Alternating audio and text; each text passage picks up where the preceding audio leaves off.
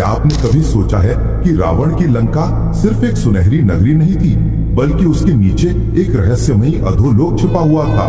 क्या यह संभव है कि रामायण की कथा में वर्णित लंका के नीचे 7 मंजिलों वाला एक गुप्त साम्राज्य फैला हुआ हो, जहां असुर, नाग और राक्षसों की दुनिया बसती हो? क्या रावण की अपार शक्ति का राज इसी अधोलोक में छिपा था, जहां से वो तीनों लोकों पर विजय प्राप्त करने का सपना देखता था? और सबसे चौंकाने वाली बात, क्या पुराणों और रामायण में वर्णित यह अधोलोक आज भी रहस्यों से भरा हुआ है, जिसके बारे में बहुत कम लोग जानते हैं? यदि इन सवालों ने आपको उत्सुक कर दिया है, तो आइए हम एक ऐसी यात्रा पर चले जो हिंदू धर्म ग्रंथों की गहराइयों में उतरती है।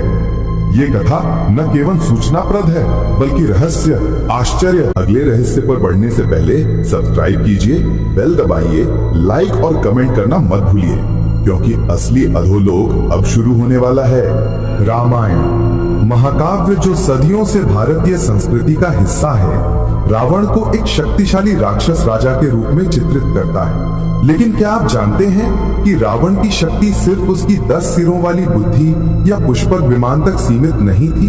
पुराणों में वर्णित हिंदू ब्रह्मांड की संरचना हमें बताती है कि हमारा संसार सिर्फ भूलोक तक नहीं है, बल्कि इसमें 14 लोक शामिल हैं। 7 ऊपरी लोक, 1 भूलोक और 7 अधोलोक, जिन्हें पाताल लोक कहा जाता है। ये पाताल लोक रावण के साम्राज्य से कैसे जुड़े हुए हैं? आइए पहले हिंदू ब्रह्मांड की इस रहस्यमयी संरचना को समझें, क्योंकि यही वो नींव है जिस पर रावण का गुप्त साम्राज्य टिका हुआ है। हिंदू धर्म ग्रंथों जैसे विष्णु पुराण, भागवत पुराण और पद्म पुराण में ब्रह्मांड को 3 मुख्य भागों में विभाजित किया गया है। स्वर्गलोक यानी ऊपरी दुनिया, भूलोक पृथ्वी और पाताल लोक यानी अधोलोक। पाताल लोक को 7 स्तरों या लोकों में बांटा गया है। प्रत्येक स्तर 10,000 योजन यानी लगभग 1,20,000 किलोमीटर चौड़ा है। ये स्तर पृथ्वी से 70,000 योजन नीचे फैले हुए हैं। विष्णु पुराण में इन्हें अतल, वितल, नितल, गर्भस्थिमत, महातल, सुतल और पाताल के रूप में वर्णित किया गया है, जबकि भागवत पुराण में अतल, वितल, सुतल, तलातल, महातल, रसातल और पाताल। ये अधोलोक बिल स्वर्ग कहलाते हैं, अर्थात भूमिगत स्वर्ग, जहां सूर्य की रोशनी नहीं पहुंचती, लेकिन वहां के निवासियों के आभूषणों से निकलने वाली चमक से सब कुछ जगमगाता है। यहाँ कोई बुढ़ापा, बीमारी या दुख नहीं, सिर्फ विलासिता, धन और सुख। लेकिन ये लोग असुरों, दैत्यों, दानवों और नागों के निवास स्थान हैं, जो देवताओं के शत्रु हैं। अब सवाल यह है कि रावण, जो राक्षसों का राजा था, का इन लोगों से क्या संबंध था? रावण का जन्म ऋषि पुलस्त्य के पुत्र विश्रवा और राक्षसी कैकसी से हुआ था। पुलस्त्य ब्रह्मा के मानस पुत्र थे, लेकिन रावण की मां कैकसी असुर वंश से थी। इस कारण रावण में राक्षसी गुण प्रमुख थे। रामायण में वर्णित है कि रावण ने तीनों लोगों, स्वर्ग, पृथ्वी और पाताल पर विजय प्राप्त करने का प्रयास किया। विष्णु पुराण और अन्य ग्रंथों में उल्लेख है कि रावण ने पाताल लोक पर भी आक्रमण किया था। उदाहरण के लिए, जब रावण ने राजा बलि के साम्राज्य पर हमला किया, जो सुतल लोक में रहते थे, तो उसे विष्णु के वामन अवतार से सामना करना पड़ा। वामन ने रावण को पराजित किया और उसे लंका वापस भेज दिया। ये घटना दर्शाती है कि रावण की महत्वाकांक्षा पाताल तक फैली हुई थी। लेकिन इससे भी अधिक रहस्यमयी है रावण के भाई अहिरावण की कथा, जो कुछ क्षेत्रीय रामायण संस्करणों और पुराणों में वर्णित है। अहिरावण पाताल लोक का राजा था और वह रावण का गुप्त सहयोगी था। ये कथा हमें रावण के गुप्त साम्राज्य की झलक दिखाती है। आइए अब इन 7 अधोलोकों की गहराई में उतरें, एक एक करके, और देखें कि कैसे ये रावण की दुनिया से जुड़े हुए हैं। पहला लोक है अतल। भागवत पुराण के अनुसार अतल लोक माया के पुत्र बल द्वारा शासित है, जो रहस्यमयी शक्तियों का स्वामी है।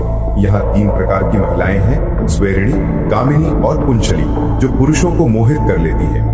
वे एक विशेष प्रकार का कैनबिस पेय पिलाती हैं, जो पीने वाले को 10,000 हाथियों जितनी शक्ति देता है और मृत्यु को भुला देता है। अतल में कोई दुख नहीं, सिर्फ भोग विलास। अब सोचिए, रावण जैसा योद्धा जो अमरता की खोज में था, क्या इस लोक की शक्तियों का उपयोग नहीं करता होगा? रामायण में रावण के पास कई मायावी शक्तियां थी, जो शायद अतल जैसे लोगों से प्राप्त हुई। अगला है वितल लोक। यहाँ हर भाव और उनकी पत्नी भवानी निवास करते हैं। वे भूत प्रेतों के साथ रहते हैं और सोने की खदानों के स्वामी हैं। यहाँ से निकलने वाली हटकी नदी में हर भाव के वीर्य से सोना बनता है, जिसे हटक कहा जाता है। वितल के निवासी इस सोने से सजे रहते हैं। विष्णु पुराण में वर्णित है कि राक्षस और असुर सोने के प्रति लालची होते हैं और रावण की लंका भी सोने से बनी थी। क्या यह संभव है कि रावण ने वितल से सोना प्राप्त किया हो? रामायण में हनुमान लंका का वर्णन करते हैं कि वह सोने की दीवारों से घिरी है। शायद यही गुप्त संबंध हो। तीसरा लोक सुतल है, जो सबसे महत्वपूर्ण है क्योंकि यहाँ असुर राजा बलि रहते हैं। विष्णु पुराण बताता है कि विष्णु के वामन अवतार ने बलि से 3 पग भूमि मांगी और उन्हें सुतल लोक में भेज दिया, लेकिन विष्णु ने बलि को अमीर बना दिया और उनके महल की रक्षा स्वयं करते हैं। सुतल में विश्वकर्मा द्वारा निर्मित महल है। रावण, जो बलि का वंशज या सहयोगी था, क्योंकि राक्षस और असुर एक ही वंश से हैं, ने सुतल पर आक्रमण किया था। कुछ कथाओं में रावण बलि से युद्ध करता है और पराजित होता है। ये दर्शाता है कि रावण का साम्राज्य पाताल तक फैला था और सुतल उसका गुप्त हिस्सा हो सकता था। बलि की भक्ति और विष्णु की रक्षा की कथा हमें सिखाती है कि अधोलोक में भी धर्म का स्थान है। चौथा लोक तलातल है, जहाँ असुर वास्तुकार माया रहते हैं। शिव ने माया के 3 शहरों अर्थात त्रिपुर को नष्ट किया, लेकिन बाद में उसे तलातल का राजा बना दिया और सुरक्षा का वरदान दिया। माया जादूगरी में निपुण था। रामायण में रावण के पास मायावी शक्तियां थी, जैसे मायावी सीता का निर्माण। क्या माया ने रावण की सहायता की हो? पुराणों में असुरों के बीच संघर्ष का उल्लेख है, जो रावण के गुप्त साम्राज्य को मजबूत बनाता है। तलातल में कोई सूर्य नहीं, लेकिन रत्नों की चमक से सब कुछ रोशन है। एक ऐसा रहस्य जो रावण की लंका की याद दिलाता है। 5वां लोक महातल है, जहाँ कद्रु के पुत्र नाग रहते हैं। यहाँ क्रोधवशा नामक समूह के नाग जैसे कुहक, तक्षक, कालिया और सुषेण रहते हैं। वे अपने परिवारों के साथ शांति से रहते हैं, लेकिन गरुड़ से डरते हैं। महातल नागों का मुख्य निवास है और रामायण में रावण के सहयोगी कई नाग थे। उदाहरण के लिए रावण की बहन शूर्पणखा और अन्य राक्षस नाग वंश से जुड़े थे। क्या रावण ने महातल से नागों की शक्ति प्राप्त की हो? पुराणों में नागों को भूमिगत खजानों का रक्षक बताया गया है, जो रावण की धन समृद्धि से जुड़ता है। छठा लोक रसातल है, विष्णु के चरणों के तल पर स्थित। यहाँ दानव और दैत्य रहते हैं, जो शक्तिशाली लेकिन क्रूर हैं। वे देवताओं के शत्रु हैं और सर्पों की तरह छिद्रों में रहते हैं। रसातल असुरों का गढ़ है और रावण असुर वंश से था। विष्णु पुराण में वर्णित है कि रावण ने असुरों के साथ मिलकर देवताओं पर आक्रमण किया। रसातल रावण के गुप्त साम्राज्य का हिस्सा हो सकता था, जहां से वो अपनी सेना को मजबूत करता था।